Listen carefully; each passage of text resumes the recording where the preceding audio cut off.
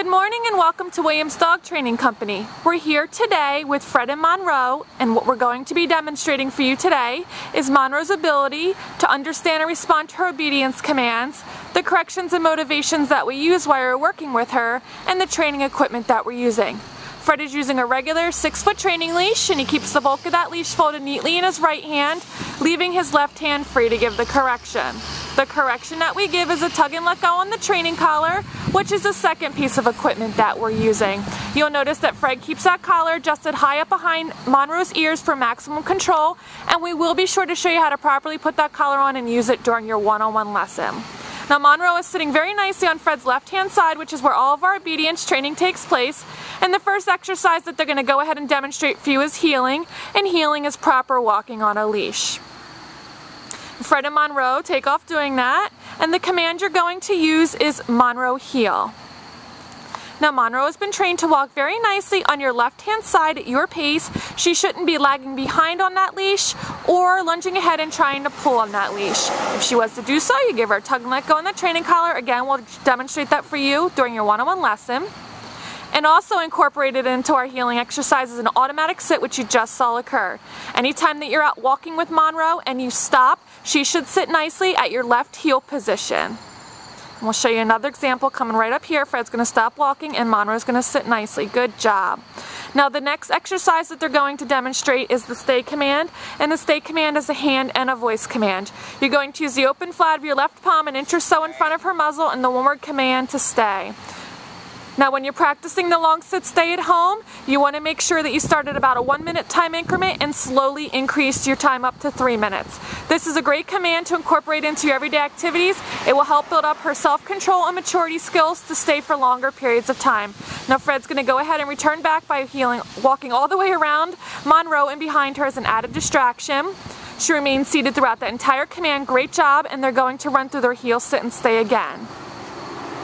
You want to make sure that when you're working Monroe through her commands that you're using lots of motivation and lots of praise and positive reinforcement to let her know she's doing the right thing.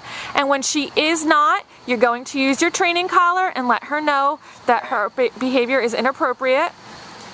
And we'll work through that with you tomorrow. Now Fred's going to demonstrate the come command. You're going to leave her in a sit stay, and then when you go out to the end of the leash, you're going to call her in using her name. She should come in and sit nicely in front of you, very nicely done, and she returns to heel position, heeling around the back of you. Returning to heel position on your left-hand side, sitting nicely. And they're going to demonstrate that again. Leave her in a sit stay. Call her in using her name. When she comes in, make sure she sits. And you can also bunch up that leash and reel it in like a fishing line when you bring her into you. Heel her back around behind you, returning her to her left-hand side, very nicely done. Now when Monroe first comes home, she's very young, her attention span is still developing. You want to make sure that you pick an area that has no distractions at first. That way she can focus one-on-one with you throughout your commands. Now the next command they're going to demonstrate is the down from a heel position. Again, you're going to use the open flat of your left palm, but this time straight down towards the ground, and the one-word command to down. Okay. Now when you're practicing your long down stay at home, you want to make sure that you start at about 3 minutes and slowly increase your time up to 5 minutes. Again, another great command. No. Now she broke her command. First words out of Fred's mouth were no. He goes back, repeats the command. Okay. She must remain laying throughout the entire command. Again, another great command to work up her ability to stay for longer periods of time. Fred's going to return back. Much better remaining laying down this time. And they will demonstrate that again. And this is a good time to remind you, when she does come home, make sure you're practicing all of your commands every day in about a 10 to 15 minute formal obedience session such as this video here. And demonstrate that again. Stay. They're going to demonstrate the come command from the down position this time, where she gets up and comes in.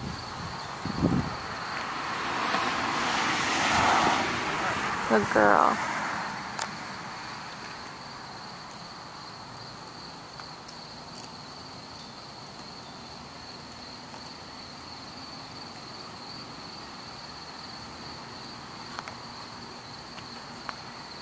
Now the last command that they're getting in position for is our down from a distance. And for this command, you're going to leave Monroe in a sit stay. Stay. And you're going to give the down command from the end of the leash with your right hand. Down.